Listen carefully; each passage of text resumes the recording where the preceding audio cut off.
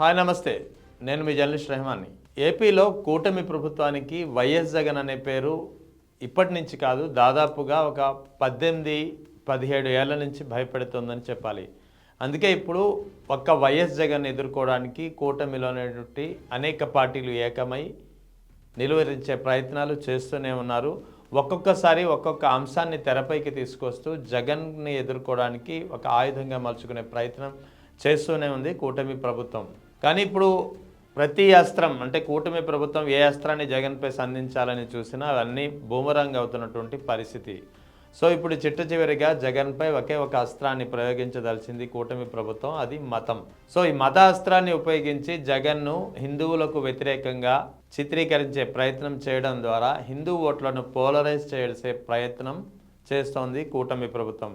ఏ విధంగా అయితే ఉత్తరాదిలో అంటే ఉత్తర భారతదేశంలో బీజేపీ ప్రధానంగా హిందుత్వ ఆధారంగా మత రాజకీయాలు చేస్తుందో అదే పని ఇప్పుడు ఇక్కడ ఆంధ్రప్రదేశ్లో, ఇప్పటి వరకు ఆంధ్రప్రదేశ్ అంటే మత సామరస్యానికి పేరు. అటువంటి రాష్ట్రంలో ఇప్పుడు హిందుత్వ ఆధారంగా రాజకీయాలు చేసేందుకు ముఖ్యంగా వైఎస్ జగన్ క్రిస్టియన్ అనే పేరుతో అనే కారణాన్ని చూపి వైఎస్ జగన్ హిందూ వ్యతిరేకగా ముద్ర వేసే ప్రయత్నం చేస్తోంది కూటమి ప్రభుత్వం. అందుకే తిరుమల లడ్డు అస్త్రాన్ని ఎంచుకుంది. తిరుమల లడ్డు అంశంలో గతంలో జంతువుల కొవ్వు కలిసింది, పంది కొవ్వు కలిసింది, చేప కొవ్వు కలిసిందంటూ పెద్ద ఎత్తున ఆరోపణలు చేశారు. దీన్ని ఒక పెద్ద ఎత్తున ప్రచారం చేసి జగన్ వైఎస్ఆర్ కాంగ్రెస్ పార్టీ ప్రభుత్వాన్ని ఒక విలన్గా చిత్రీకరించే ప్రయత్నం చేయడమే కాకుండా ప్రపంచవ్యాప్తంగా ఉన్నటువంటి కోట్లాది మంది హిందువుల మనోభావాల్ని తీవ్రంగా దెబ్బకొట్టే ప్రయత్నం కూడా జరిగింది. సో ఎప్పుడైతే సిబిఐ నేతృత్వంలోని సిట్ ఈ దాఖలు చేసినటువంటి ఛార్జ్ షీట్లో ఏదైతే కూటమి ప్రభుత్వం ఆరోపించిందో ఇవన్నీ ముఖ్యంగా యానిమల్ ఫ్యాట్ లేదని చెప్పి తేలిందో, ఆ తర్వాత రసాయనాలు కలిశారు, ముఖ్యంగా బాత్రూమ్ క్లీన్ చేసే రసాయనాలు కలిపారంటూ మరో దుష్ప్రచారాన్ని తెరపైకి తీసుకొచ్చారు. వాస్తవానికి అక్కడ ఛార్జ్ షీట్లో క్లియర్గా ఉంది, ఆ కంపెనీ ఏదైతే ఏఆర్ డైరీ సరఫరా చేసిందో ఏఆర్ డైరీ కెమికల్స్ని, బాత్రూమ్ క్లీన్ చేసే కెమికల్స్ని, యాసిడ్స్ని కొనుగోలు చేసిందని మాత్రమే ఉంది తప్ప ఆ ఛార్జ్షీట్లో ఎక్కడ వాడినట్టు లేదు. అవి వాళ్ళ పర్సనల్ యూజ్ కోసం, కంపెనీ అవసరాల కోసం కొనుగోలు చేసిన దాన్ని పట్టుకుని అక్కడ క్లియర్గా పర్చేజ్డ్ అని ఉంటే వీళ్ళు అక్కడ యూజ్డ్ అనేది ఒక భావాన్ని తీసుకుని మరో దుష్ప్రచారాన్ని ఎత్తుకున్నారు. ఆ తర్వాత చంద్రబాబు నాయుడు కూడా స్వయంగా మీడియా సమావేశంలో చెప్పారు, కల్తీ నెయ్యి కానీ ఇదంతా డబ్బుల కోసం కాదు, మతాన్ని అపవిత్రం చేయడానికి ఇదంతా చేశారని చెప్పి చంద్రబాబు నాయుడు హోదాలో, ముఖ్యమంత్రి హోదాలో చేసినటువంటి వ్యాఖ్యలు చూస్తుంటే మతపరమైన అస్త్రాన్ని ఏ విధంగా వీళ్ళు ప్రయోగించదలుచుకున్నారనేది అర్థమవుతుంది.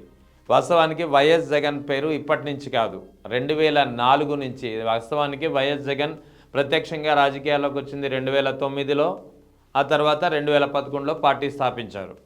కానీ 2004 నుంచే వైఎస్ జగన్ ఒక పేరు అంటే ఒక భయం ఏర్పడింది. వైఎస్ జగన్ పేరును, వైఎస్ జగన్కు అంటే ఒక పేరంటే ఒక భయపడే పరిస్థితిని తీసుకువచ్చే ప్రయత్నాన్ని 2004 నుంచే తెలుగుదేశం ప్రభుత్వం ప్రారంభించింది. 2004లో వైఎస్ రాజశేఖర రెడ్డి తొలిసారి ముఖ్యమంత్రి అయిన తర్వాత ముఖ్యంగా అనంతపురం టీడీపీ నేత పరిటాల రవి రూపంలో ఈ అస్త్రాన్ని ప్రయోగించింది. పరిటాల రవి తరచూ చెప్పేవారు, వైఎస్ జగన్ నుంచి తనకు ప్రాణహాని ఉంది, వైఎస్ జగన్ తనను అంతమొందిస్తారంటూ ఆయన ఆరోపణలు చేసేవారు, విమర్శలు చేసేవాడు. కానీ ఈ అంశంపై వైఎస్ జగన్ అప్పట్లోనే స్పందించి దీనికి తనను అగౌరవపరిచే వ్యాఖ్యలు చేస్తున్నాడంటూ ఆయన కోర్టును ఆశ్రయిస్తే పులివెందుల కోర్టుకు పరిటాల రవి వ్యక్తిగతంగా హాజరు కావాల్సినటువంటి పరిస్థితి ఏర్పడింది.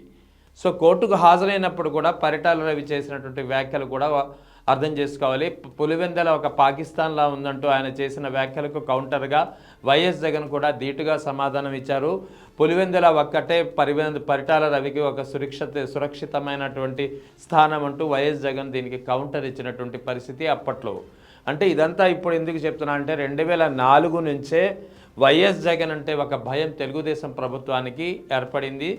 ఆ భయానికి అనుగుణంగానే వైఎస్ జగన్కు వ్యతిరేకంగా రకరకాల అస్త్రాలు ప్రయోగిస్తూనే ఉన్నాయి. 2019 నుంచి 2024 మధ్య వైఎస్ జగన్ ముఖ్యమంత్రిగా ఉన్నప్పుడు కూడా పెద్ద ఎత్తున రాష్ట్రం శ్రీలంక అయిపోతుంది, పెద్ద ఎత్తున అప్పులు చేస్తున్నారు. వాస్తవానికి మొత్తం 5 ఏళ్ల కాలంలో చేసిన అప్పులు 3,30,000 కోట్లు అయితే అందులో నేరుగా ప్రజల ఖాతాల్లోకి వివిధ సంక్షేమ పథకాల రూపంలో ఇచ్చింది 2,70,000 కోట్లు. ఇంత క్లియర్గా ఆర్థిక శాఖలో రిపోర్ట్స్ ఉన్నా సరే, లెక్కల గణాంకాలు ఉన్నా సరే 10 లక్షల కోట్ల అప్పులు చేసేసింది, 10 లక్షల కోట్ల అప్పులు చేసింది అంటూ పెద్ద ఎత్తున విమర్శలు చేయడమే కాకుండా శ్రీలంకలా మారిపోతుంది, సంక్షోభం ఏర్పడిందంటూ పెద్ద ఎత్తున ఒక దుష్ప్రచారాన్ని తీసుకొచ్చారు. అంతేకాకుండా ఆ సమయంలోనే రకరకాల ఆలయాల్లో వివిధ రకాలైనటువంటి జరిగిన సంఘటనలను నేపథ్యంగా తీసుకుని హిందూ వ్యతిరేకంగా చిత్రీకరించే ప్రయత్నం వాస్తవానికి 2019-24 మధ్యలోనే చాలాసార్లు చాలా సందర్భాల్లో చూసుకున్నాం. కానీ ఇవంతా బెడిసి కొట్టడంతో తాజాగా తిరుమల లడ్డు అంశాన్ని ఎత్తుకుంది కూటమి ప్రభుత్వం ఇప్పుడు మళ్ళీ.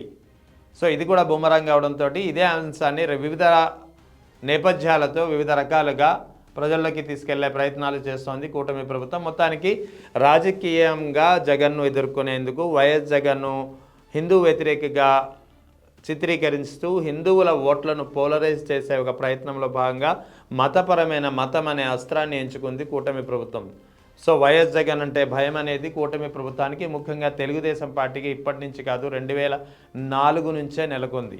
సో రానున్న కాలంలో వైఎస్ఆర్ కాంగ్రెస్ పార్టీ కూడా ఇందుకు ధీటుగా, గతంలో వైఎస్ఆర్ కాంగ్రెస్ పార్టీ లేదా వైఎస్ రాజశేఖర రెడ్డి ఏం చేశారు హిందువుల కోసం, ముఖ్యంగా తిరుమల పవిత్రతను కాపాడే అంశంలో ఏం చేశారు, ఏం చేయలేదనేది క్లియర్గా ఒక నోట్ అనేది ప్రజలకు విడుదల చేస్తోంది. సో ఓవరాల్గా వైఎస్ జగన్ను మతపరంగా ఎదుర్కొనేందుకే కూటమి ప్రభుత్వం నిశ్చయించుకుంది. అందుకే ఈ విధమైనటువంటి దుష్ప్రచారాలు ఒకదాని తర్వాత ఒకటి తెరపైకి తీసుకొచ్చే ప్రయత్నాలు జరుగుతున్నాయి.